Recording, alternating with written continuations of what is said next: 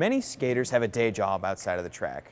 For Chelsea Winkle, better known as Goldilocks, who spends her time as a software designer, she says that even on a normal day while she's at work, roller derby never really leaves her mind.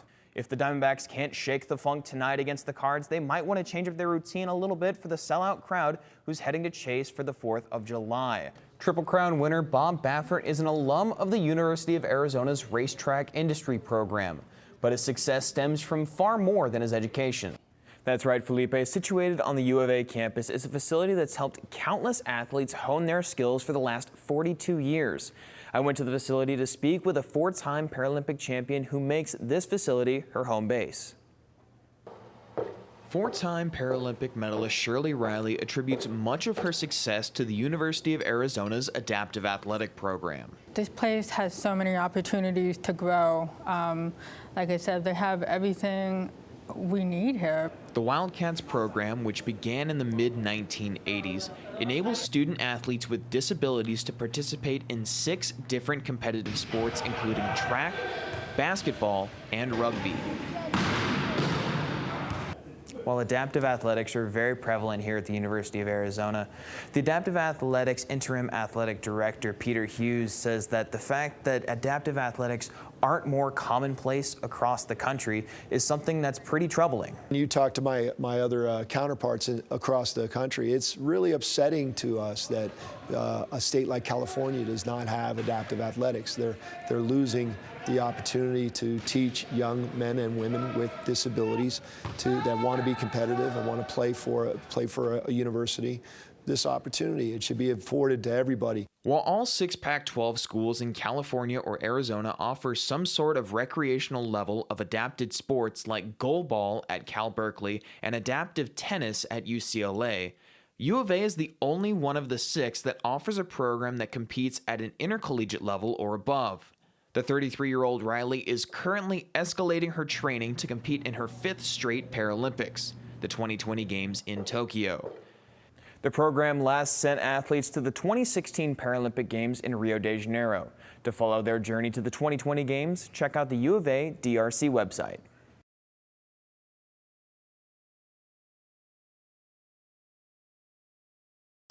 When Kendall Crick was 8 years old, she told her dad she didn't want to play basketball anymore because she thought she wasn't good enough.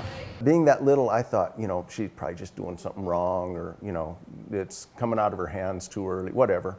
But she goes out to the basket out front, and she literally can't shoot the ball more than a couple feet out of her hands. Kendall's inability to shoot the ball stemmed from a condition called dermatomyositis. According to the Mayo Clinic, the inflammatory disease causes muscle weakness that gradually gets worse if left untreated. For Kendall, handling her symptoms wasn't easy. She credits sports for keeping her on the right track. Playing sports kind of helped me more through the mental aspect of it. It helped me continue just pushing through and having that schedule of I practice this day, this day, this day. It kind of just helped me continue and know that I have to get through this. It kept me going. Now, even after winning 3 straight titles with the Sentinels, the Seton Catholic Prep varsity girls basketball head coach Karen Self says that the strides that Crick has made on the court are nowhere near as impressive as the strides that she's made off the court. The biggest growth thing for Kendall is just realizing that it's okay to talk about this. It's not something to be ashamed of. It's not your fault. You've just, developed an autoimmune condition. There's nothing you can do about that. With Kendall's condition under control, she accepted an offer to play Division I basketball at Marist College in Poughkeepsie, New York earlier this year. In Chandler, Samuel Hoyle, Cronkite News.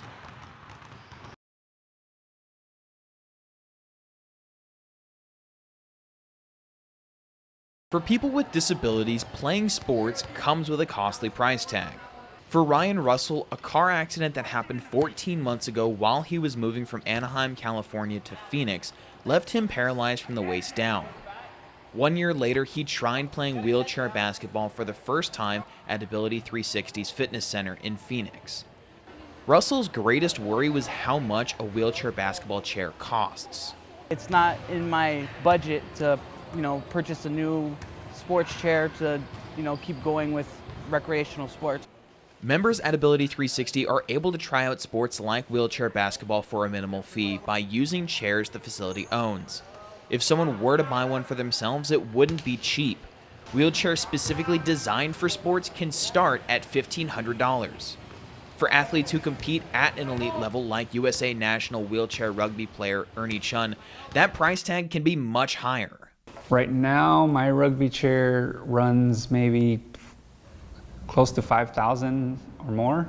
Even someone who plays at an amateur level for an extended period of time, the bills can stack up.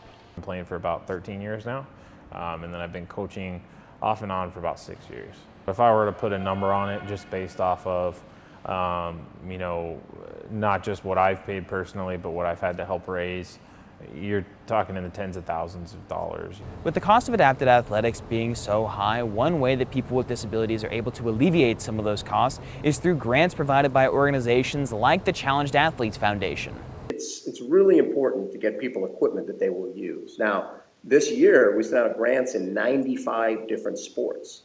The initial buy-in for sports may seem expensive, but according to Liz Williams, executive director of the Junior Adaptive Athletes in Motion Foundation and mother to a youth adaptive athlete, those prices can go even higher.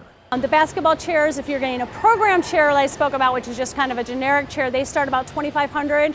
Customized chairs, $3,000 and up. My son's basketball chair was $4,500. Even though playing adaptive athletics has such a high price tag, do athletes think that the cost is worth it? Yeah, and it's funny you ask that question because sometimes the teammates and I, we go over like, man, add up all your chairs. I could have like a, probably no joke, $50,000 nice vehicle or something, you know? Sometimes, the opportunity to compete can be worth its weight in gold.